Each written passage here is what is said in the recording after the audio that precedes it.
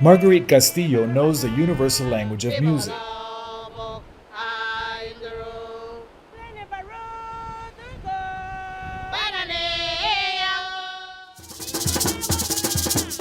She uses it every day.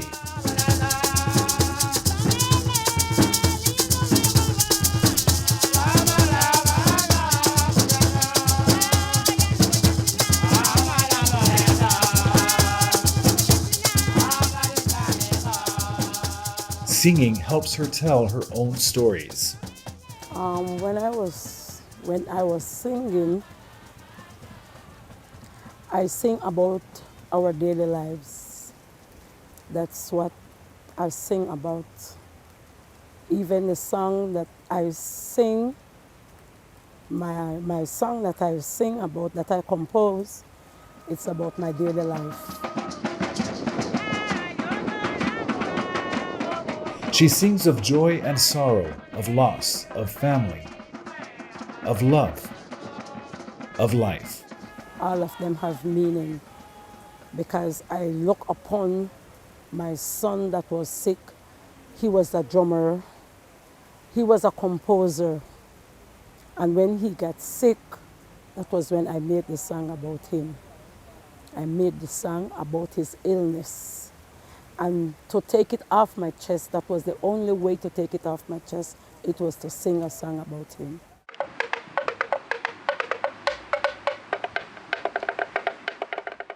Music and song, they are key components to any cultural tradition.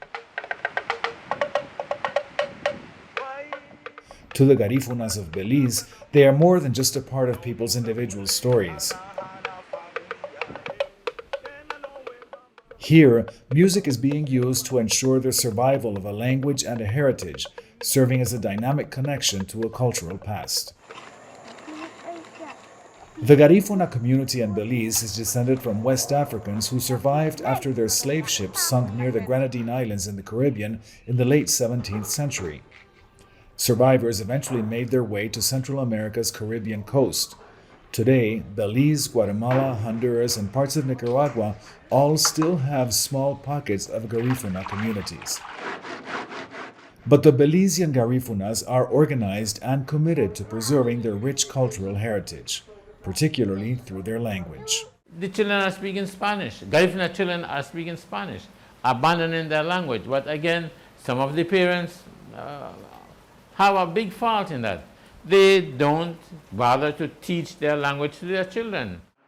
Bishop, the first Garifuna priest, and then the other men are priests and brothers. Sebastián Gaetano is a retired school teacher who now runs a small museum of Garifuna culture in Belize City. He is worried his culture might be lost and says preserving its language is key to its survival. Well, they lose identity and they become nobody. Even if they should assimilate into the other group does not accept them still. And that's what we would suffer as Garinagu. A noble people, a rich culture, man. A rich culture with language, history, arts, craft, food, rituals. Man, why should I give that up? But sadly, our language is not being taught in our schools. And that's we send our children to schools to learn, including our language, but it's not taught. Our very history is rarely taught. So we, as educators, Garifuna men and women, are obligated to teach our language, our culture, our rituals to our children. Otherwise, it's going to be lost. And once it's lost, it's gone for good. Then we suffer from identity. The United Nations Educational, Scientific and Cultural Organization, UNESCO, agrees. In 2001, it first declared the language, dance, and music of the Garifuna was part of the intangible cultural heritage of humanity, putting the culture on a list of endangered traditions that should be preserved. But with only one village in Belize still actively teaching the Garifuna language and music to children, more had to be done. Communities organized and harnessed the power of music to preserve their past.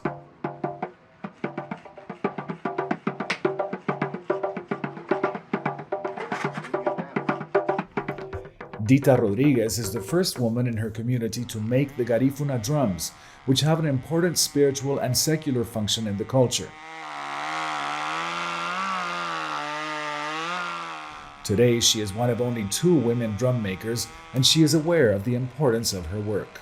It's very important because they use the drum for everything in the Garifuna culture.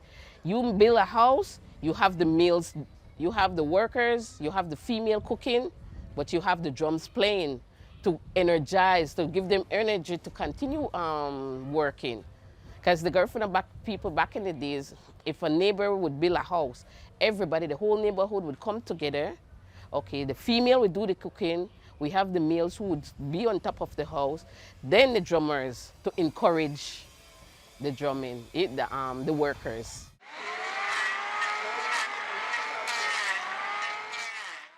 Music and language, key to the Garifuna social fabric, were being destroyed.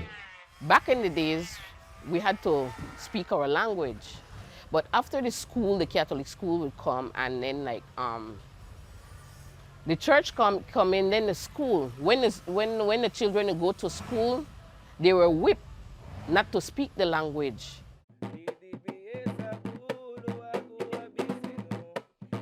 But things changed. Adults in the community started playing drums in front of the children. So when they hear the drum play, they would always say, oh, I want like that. So now we have classes for drumming, to play the drum, and we have classes to come and make your own drum. Many groups, we have dance group, and they're interested in coming into the dance group because they say, you know what, I really want to bring back my culture. They're willing to come back to make their culture continue on. Emerson Matis manages a Garifuna drumming center which offers educational programs that are keeping the culture alive. Music, right? It's very essential to protect the Garifuna music, and one way that we try to do that is to ensure that we teach the Garifuna drums, the drummings, to tourists, to locals, to anybody that tries to access this service, right? It's an important part of preserving the Garifuna culture. And an important thing that we are trying to enforce right now is to ensure that this skill is passed on from the older people to the younger people. The Belizean government has recognized the importance of maintaining Garifuna culture alive and sees it as a way to attract more tourism dollars to the country. Nicole Solano is with the Ministry of Tourism. Many different cultures. The diversity of cultures is really what makes our destination very special, and the Garifuna is one of the main cultural groups. So the Garifuna people have been recognized, their language, music, food, for their cultural importance to the destination. So it is very important for us to highlight this culture within our tourism product. They're working with Garifuna communities to ensure the preservation of their culture is accompanied by economic opportunities. One project is called the Garifuna Trail. And this project aims to bring together the several businesses within these communities and focus on developing them so that they can better accommodate for tourism. So it includes capacity building, product development, marketing, basically enhancing and developing their level of performance so that they can better cater to the needs of travelers who are very much interested in understanding and learning and experiencing different cultures. Community leaders say the Garifuna are finally getting the recognition they deserve, and with lots of drums playing,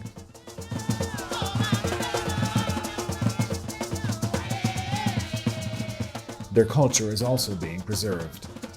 When that drum play, it doesn't matter what culture you'd have to move. You have to shake when that drums play.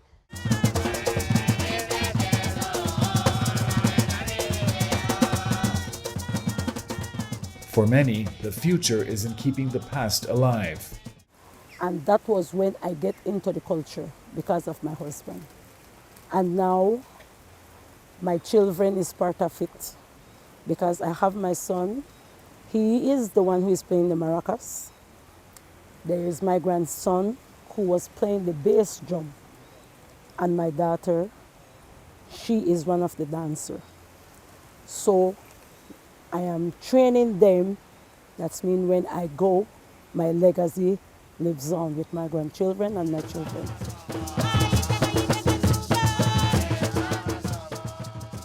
Songs and rhythms from the past alive in the present.